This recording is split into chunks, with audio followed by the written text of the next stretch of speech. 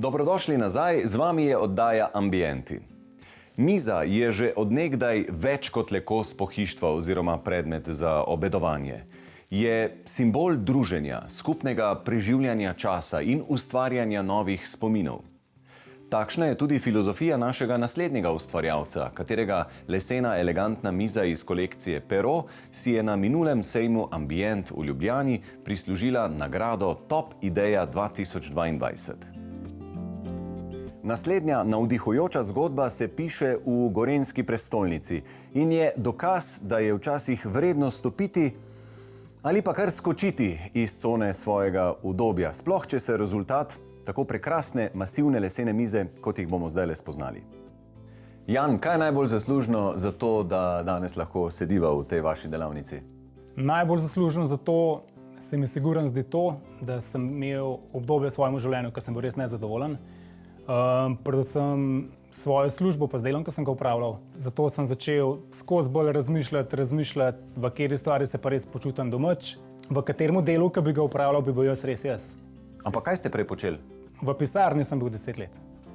V parih različnih službah. Tako, za računalnikom? Ja, za računalnikom, Excelove tabele in kup številk. In potem je prišlo do enega tacga trenutka, ko sem rekel, ok, takole naprej ne gre več, ni šans.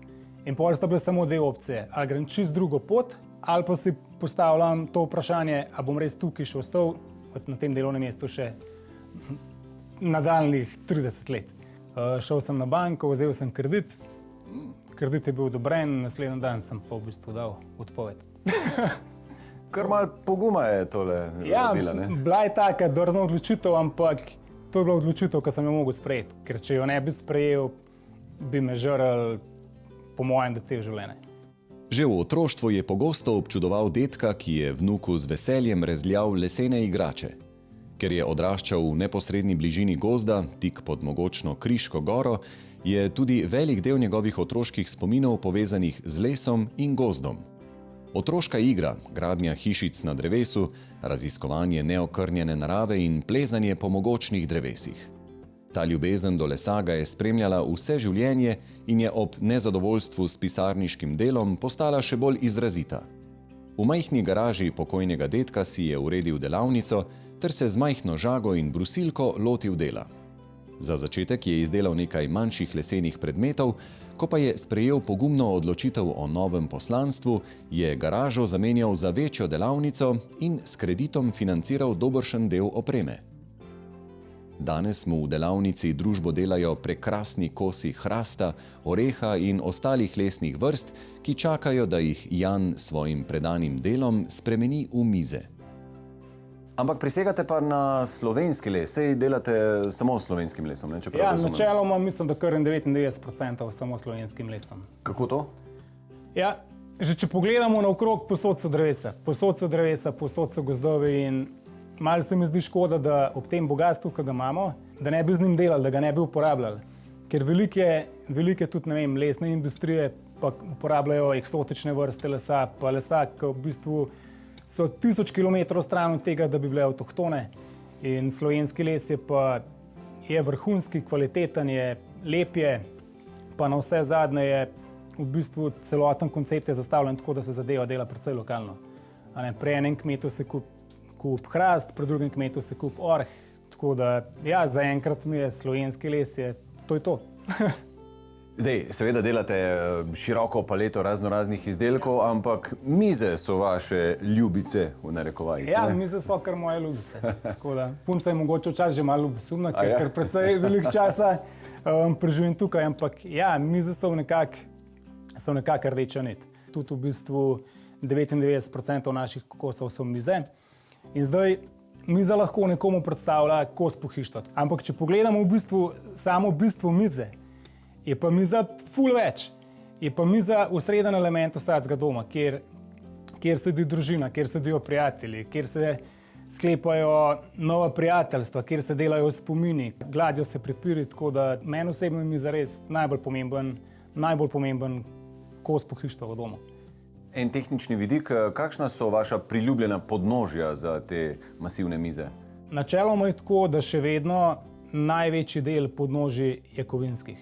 imamo kar precej različnih modelov, ampak da je na kovinsko podnožje postavljena lesena ploskev, bodi se iz oreka, hrasta, jesena. Zdaj v zadnjem času imamo pa veliko poudarka na mizah in v bistvu tudi na ostalih kosih pohištva, ki so pa v celoti izdelanih iz lesa. Se pravi, lesena ploskev, lesene noge, lesene povezave.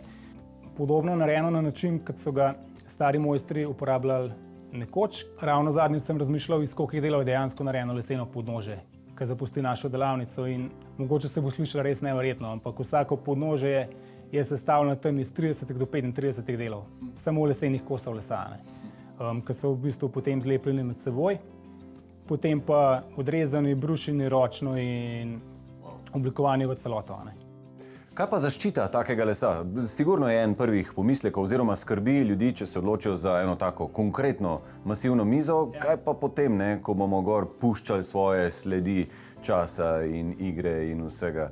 Skratka, kako zaščititi ta les? Ja, zdaj 99% naših izdelkov je zaščitenih z mešanico olj in voskov.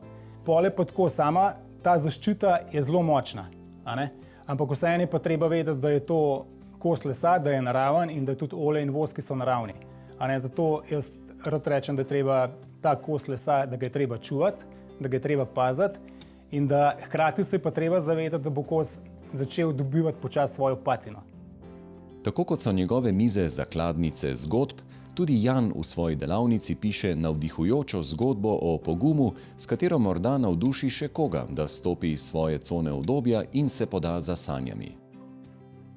Jan, ti si se na glavo vrgel v svojo vodo, v svojo podjetniško zgodbo. Kaj bi svetoval komu, ki mogoče še malo cinca ali pa sanjari o čem podobnem?